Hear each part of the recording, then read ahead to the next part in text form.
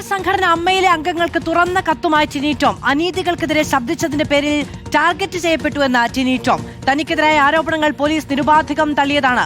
ഒരു എഫ്ഐആർ പോലും തനിക്കെതിരെ രജിസ്റ്റർ ചെയ്തിട്ടില്ല. ആരോടും പറയാതെ ഇറങ്ങിപ്പോകുന്നതിൽ ക്ഷമ ചോദിക്കുന്നുവെന്നും ടിനി ടോം അമ്മയുടെ സാധാരണ മെമ്പറായി തുടരുമെന്നും അംഗങ്ങൾക്കയച്ച കത്തിൽ പറയുന്നു. നിതിൻ സേവ്യർ വിവരങ്ങളുമായി ചേരുകയാണ്. നിതിൻ, വൈകാരിക പ്രകടനങ്ങളാണല്ലോ എല്ലാവരുടെയും പക്കൽ നിന്ന്.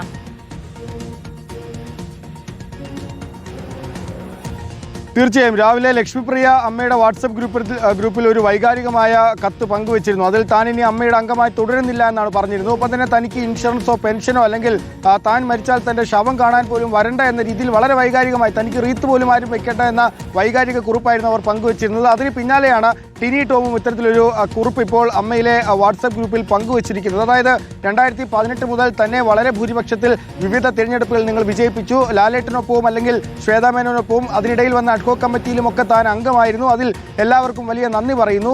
തന്നെ ടാർഗറ്റ് ചെയ്ത് താൻ സത്യം വിളിച്ച് പറയുന്നത് കൊണ്ട് അല്ലെങ്കിൽ തന്റെ പ്രവർത്തനങ്ങളിൽ ഇഷ്ടമില്ലാത്തവർ തന്നെ ടാർഗറ്റ് ചെയ്ത് പലതും പറഞ്ഞുണ്ടാക്കി തനിക്കെതിരെ നീങ്ങാൻ ശ്രമിച്ചു. പക്ഷേ അപ്പോഴൊക്കെ താൻ മൗനം പാലിക്കുക മാത്രമാണ് ചെയ്തത്. മാധ്യമങ്ങൾക്ക് മുന്നിൽ വന്ന് താൻ ആർക്കെതിരെയും ഒന്നും പറഞ്ഞിട്ടില്ല. തനിക്കെതിരെ ഒരു എഫ്ഐആർ പോലും പോലീസ് ഇട്ടിട്ടില്ല. തനിക്ക് പോലീസ് ക്ലീൻ ചീറ്റ് നൽകിയിട്ടുണ്ട്. പക്ഷേ അപ്പോഴും തന്നെ പിന്തുടർന്ന് വേട്ടയാടി എന്നാണ് ടിനി ടോം പറയുന്നത്. താൻ ഒരു അമ്മയുടെ മെമ്പറായി സാധാരണ അംഗമായി താൻ തുടരും.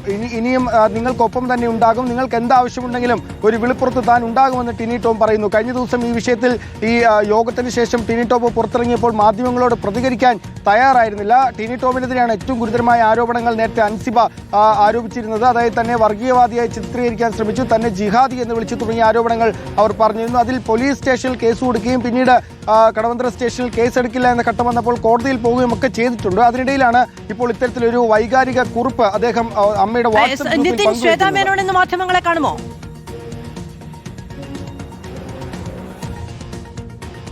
ഇക്കാര്യത്തിൽ ഇന്ന് അവർ കാണുമോ എന്ന കാര്യത്തിൽ ഒരു ഉറപ്പ് പറഞ്ഞിട്ടില്ല. പക്ഷേ മാധ്യമങ്ങളെ കാണും എന്ന് തന്നെയാണ് നമ്മൾ മനസ്സിലാക്കുന്നത്. മാധ്യമങ്ങളെ കാണുമെന്ന് ശ്വേതാമേനോനിൽ നിന്നും അടുത്ത വൃത്തങ്ങളിൽ നിന്ന് നമുക്ക് മനസ്സിലാകുന്നുണ്ട്. അതായത് കഴിഞ്ഞ ദിവസം അവർ ചില ആരോപണങ്ങൾ പങ്കുവച്ചിരുന്നു. അതായത് കുറ്റാരോപിതർ സംഘടന പിടിച്ചെടുക്കാൻ ശ്രമിക്കുന്നു, നേരത്തെ സംഘടനയിൽ നിന്നും പുറത്തുപോയവർ തിരിച്ച് അധികാരം അട്ടിമറിക്കാൻ ശ്രമിക്കുന്നു, അധികാരത്തിലെത്താൻ ശ്രമിക്കുന്നു തുടങ്ങിയ കാര്യങ്ങളായിരുന്നു അവർ ആരോപിച്ചിരുന്നത്. ചില പേരുകൾ ബാബുരാജിന്റെ അടക്കമുള്ള ചില പേരുകൾ അവർ പറഞ്ഞിരുന്നു. പക്ഷേ കൂടുതൽ ഇതിന് പിന്നിൽ ആരാണ്, ഈ ഗൂഢാലോചനയ്ക്ക് പിന്നിൽ ആരാണെന്ന് വ്യക്തമായി പറയാൻ അവർ തയ്യാറായിരുന്നില്ല. പക്ഷേ അവർ ഒരു പ്രസ് മീറ്റിന് ഒരുങ്ങുന്നു എന്നാണ് മനസ്സിലാക്കുന്നത്. വെറുതെയല്ല, അതായത് കൃത്യമായ കണക്കുകളോടെ ബാബുരാജ് ഉണ്ടായിരുന്ന അഡ്ഹോക് കമ്മിറ്റിയുടെ കാലത്തുണ്ടായ കണക്കുകൾ, അതിലെ പാളിച്ചകൾ അല്ലെങ്കിൽ ആ കണക്കുകളിലെ കൃത്രിമത്വം, അവ്യക്തത എല്ലാം ചൂണ്ടിക്കാട്ടി കൃത്യമായ കണക്കുകളോടെ മാധ്യമങ്ങളുടെ മുന്നിൽ വരാനാണ് നിലവിൽ ശ്വേതാമേനോൻ തയ്യാറെടുക്കുന്നതാണ്. ശരി, നിതിൻ സേവ്യറാണ് വിവരങ്ങൾ നൽകിയത്. അമ്മയിലെ പ്രശ്നങ്ങൾ പരിഹരിക്കപ്പെട്ടിട്ടില്ല, കൂടുതൽ പേർ മാധ്യമങ്ങളെ കാണുമെന്ന് തന്നെയാണ് മനസ്സിലാക്കാൻ കഴിയുന്നത്. അതിനിടയിലാണ് ലക്ഷ്മിപ്രിയയുടെ ഭാഗത്തു നിന്നും ടിനി ടോമിന്റെ ഭാഗത്തു നിന്നുമൊക്കെ വൈകാരികമായ ചില പ്രതികരണങ്ങൾ കൂടി ഉണ്ടാകുന്നത്.